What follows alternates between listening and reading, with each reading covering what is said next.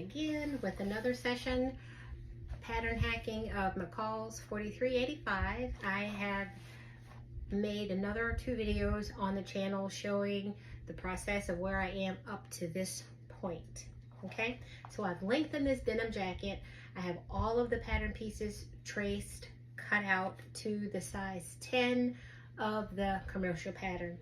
Everything is pinned to the lovely dark denim that we're using for this jacket to match a pair of custom chaps that were made. So at this point, I have my tailor's chalk, and what I like to do once I have all of my pattern pieces laid out and pinned to the fabric, making sure that your pattern pieces follow the instruction sheet. Some show that some pieces are pattern side down, other pieces are pattern right side up. So make sure you pay attention to that. And with my tailor's chalk, I like to trace out the perimeter of every pattern piece, and that aids in cutting out correctly. Everything is done with the attention to detail and basically utmost perfection to ensure the best fit. Okay, so I just like to trace the outline of the perimeter as I'm holding my pattern piece down with my left hand. I'm going through and all around, pressing with a little extra force there with my tailor's chalk, of course not to break it, and just follow the outline of my pattern. And I'm going to do that for every single pattern piece. Okay?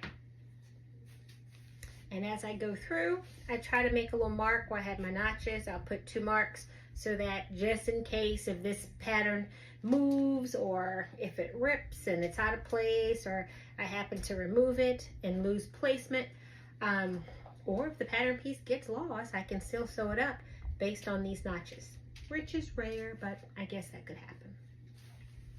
Okay, so that was the actual back piece here, and that's on the fold. I'm tracing out the cuff here, all the way around.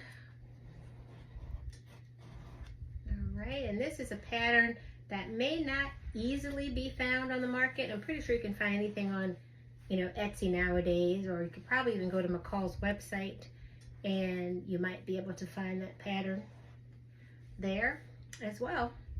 But when I looked on the back of the pattern piece, I think it was labeled 2004. All right, so I'm just moving along, and this goes all the way down because remember, this pattern called for about 2 yards. I think about 2 yards, or maybe 2.5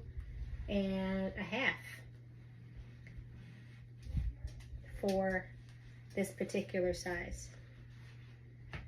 And I guess with this one, because it's pinned down, we can kind of peek around the perimeter to see if there were any notches that need to be marked. And there was one right there.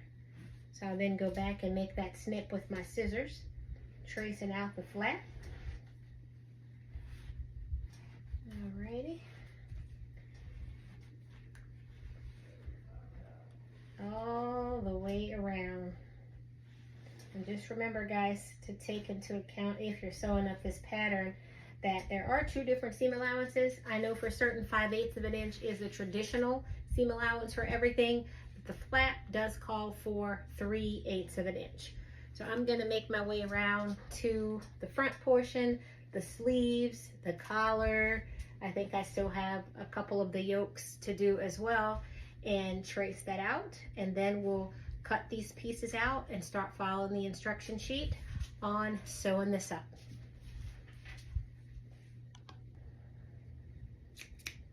Time to cut.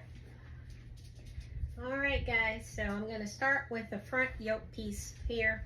I have all of my pattern pieces pinned and traced out with my tailor's chalk, and I'm going to go ahead and start with piece number 3, which is the yoke front. So just reading the front of what I've transferred from the commercial pattern onto my secondary pattern piece that I've cut out to the size so that I don't have to fold or cut or bend the actual commercial pattern tissue paper. to keep that intact and preserved for future use, I personally like to transfer the specific size that I'm cutting for this project onto tissue paper and make all of the adjustments and pattern hacking from this and not the original.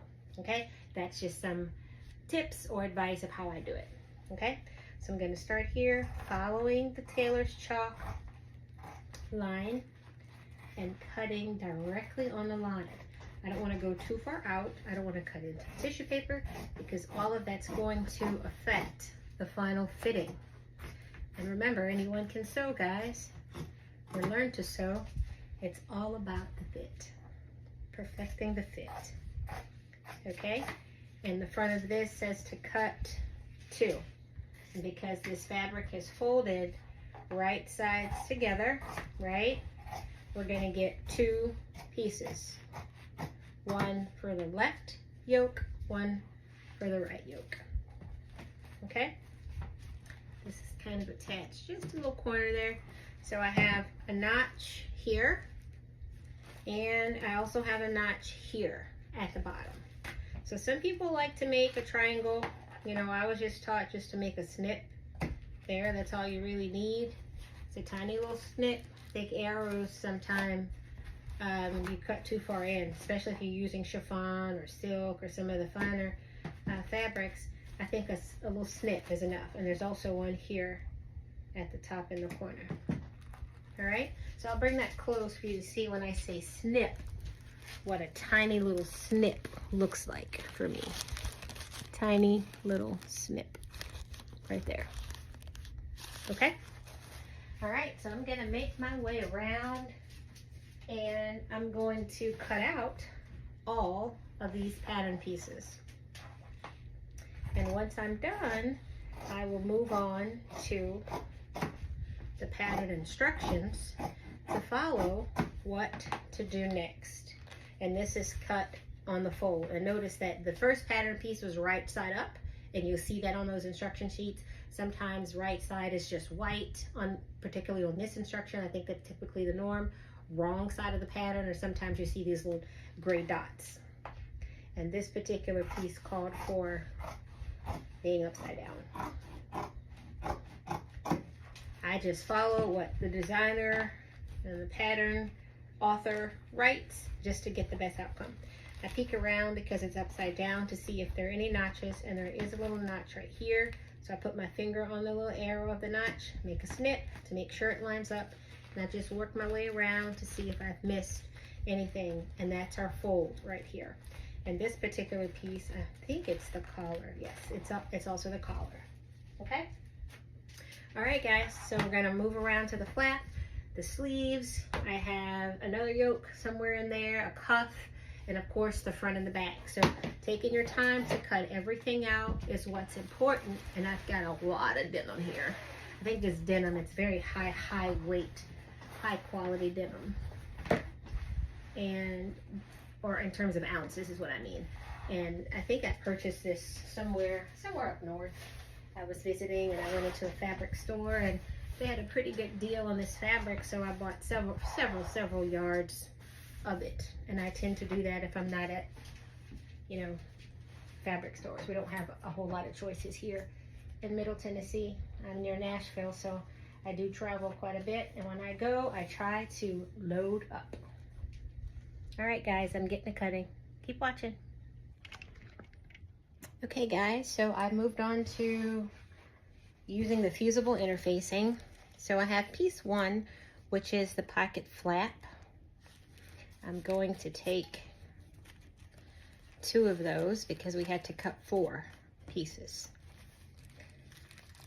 All right, so I will take 1 wrong side down, next piece wrong side down, and I like to cut my interfacing before I do the pressing.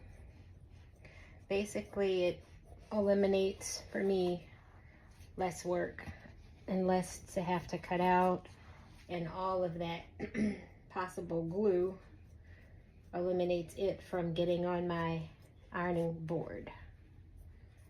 All right, so I cut around, and same thing on this one. All right, so then what I like to do is flip it over, and now basically I'm just going to take the iron and I'm going to press. Just an up and down motion.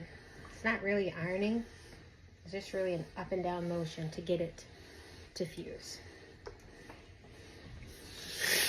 And then once that's done, if there's any overlap, I just take my scissors and just go around it to get the additional pieces off, so none of that is caught within the seam allowance. And basically for this pattern, I have to fuse both of the pocket flaps like this, okay? I have to fuse the cuff, both of those, which is piece number 9, the collar, as well as the front yoke, and as well as the front of the placket, which is piece 2. So I will do that off camera and we will resume. Hey everyone, welcome back to the channel. It's Larry with House of Cote Design, ramping up the sewing of McCalls 4385, this pattern here. I have a complete breakdown on the channel showing how I put the pattern pieces together, discuss some of the sewing instructions for this denim jacket, as well as my plans for hacking. There's a short video on there as well. There's one video on the channel, guys, where there's absolutely no sound. First video going live, and it was a total flop, but I did do about a 5 or 6 minute remake video to kind of explain how I did make those changes to the pieces. I think 2 and 5, the front of the jacket and the back of the jacket. Let me make sure. That was 2 and 5. Yes, 2 is the front and 5 was the back. So I lengthened that probably about a good 14 inches. Instead of hip length, it's going to the level of the knee, a little bit before the knee with the hem. So looking at these pattern instructions, the first thing I have to do is to take one flap that's interfaced and one flap that's not interfaced. We're going to stitch those together at the 3/8 of an inch seam allowance, and the instructions called for stitching both sides as well as the bottom. So I'm going to take both of those flaps over to the sewing machine to do that first. Okay, here, so I have 2 of the pocket flaps, right sides together, and I'm going to stitch at that 3/8 of an inch seam allowance.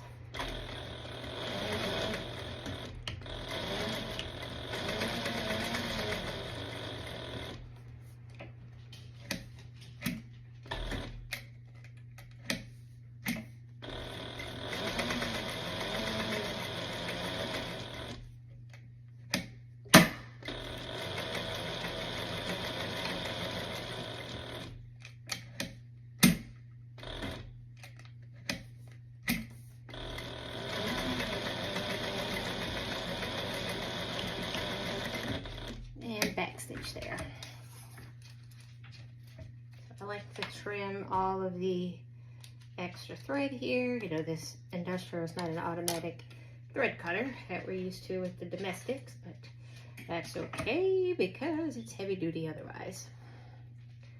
Sometimes this top tension you have to adjust it. You know, the instruction sheets recommended for this denim to use regular weight in the bobbin and to loosen the top tension thread. So I did that. Then I loosen it just a little bit more. Okay, so I'll be doing the same thing to the other one. Okay, so I wanted to make sure everything was nice and pressed on the flaps.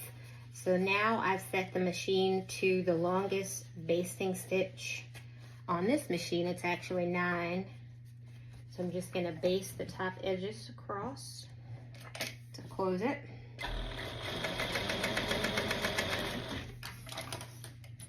And do the same thing for the other side.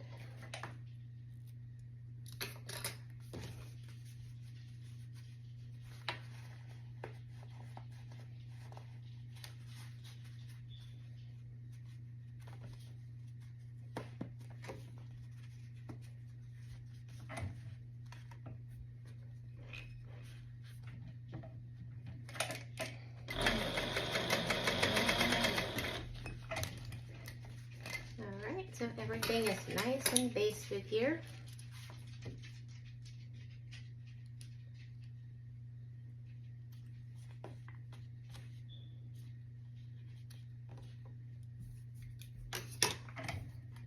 Alright, so if you choose to make a buttonhole closure or to just leave the flap as is, it's your choice.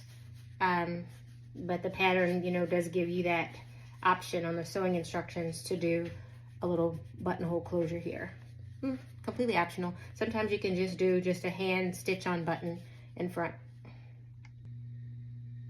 Hey guys, ever wondered how a buttonhole is made? Watch me, I'll show you. Okay, this little mark here will line up with the red dots that you see right here. It's going to slide that underneath the presser foot and line it up exactly where I want it.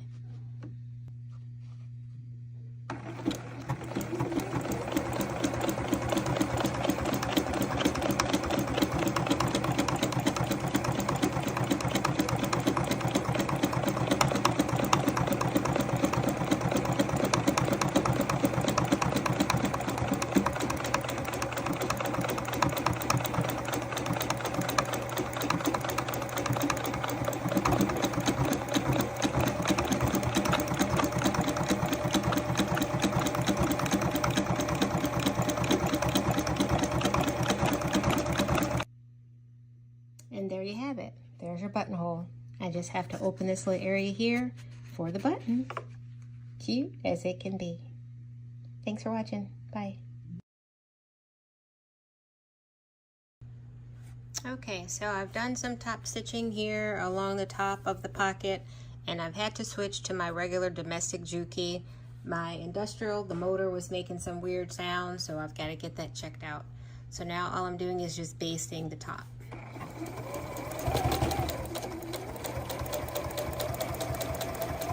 And this machine is heavy duty, but since it is denim, I usually use the industrial for my denim projects, leather, and also for that.